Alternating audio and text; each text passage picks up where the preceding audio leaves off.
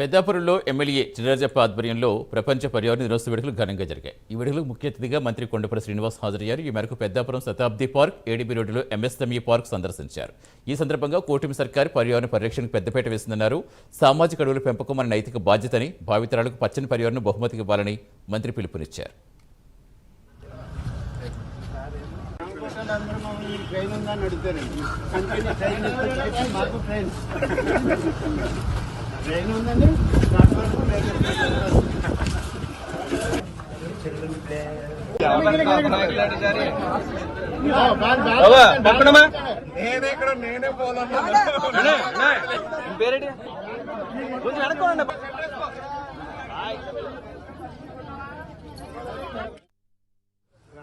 కాకినాడ జిల్లాలో పెద్దాపురం కాన్స్టిట్యున్సీలో పెద్దాపురం మున్సిపాలిటీలో యూనివర్సల్ ఎర్త్ డే సందర్భంగా ఇక్కడ స్థానిక శాసనసభ్యులు చినరాజప్ప గారితో ఇక్కడ ఉన్నటువంటి స్థానిక ప్రజానికంతో ఇక్కడ earth day celebrations, universal earth day celebrations చేసుకోవడం జరిగింది.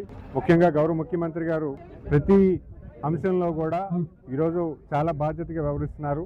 మనం చూసుకుంటే పొల్యూషన్ అనేది కూడా ఈ ప్రభుత్వం పెద్ద ఎత్తున కసరత్తు చేయడం జరుగుతుంది. మన భూమిని మనం రక్షించుకోవాలి, మన ప్రాంతాన్ని మనం రక్షించుకోవాలి, పరిశుభ్రంగా ఉంచుకోవాలి, ఆరోగ్యంగా ఉండాలి.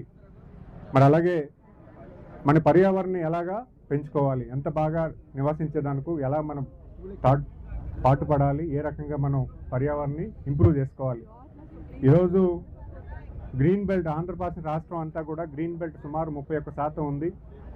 ఖచ్చితంగా గౌరవ ముఖ్యమంత్రి గారి నాయకత్వంలో దాన్ని 50%, అంటే ఆయన అనుకున్నటువంటి విజన్ 2047లో గ్రీన్ బెల్ట్లు పెంపొందించడానికి ఈరోజు గ్రీన్ మొక్కలు నాటే ప్రయత్నం కూడా ఈరోజు కూటమి ప్రభుత్వం చేస్తుందన్న విషయాన్ని తెలియజేసుకుంటూ, మరి అలాగే అటవీ శాఖ మంత్రిగా వహిస్తున్నటువంటి deputy chief minister Shri Konidela Pawan Kalyan గారు కూడా 5 కోట్ల శాంప్లింగ్స్తో రాష్ట్రం అంతా కూడా ఫారెస్ట్ ప్లాంటేషన్ చేయడం జరుగుతుంది.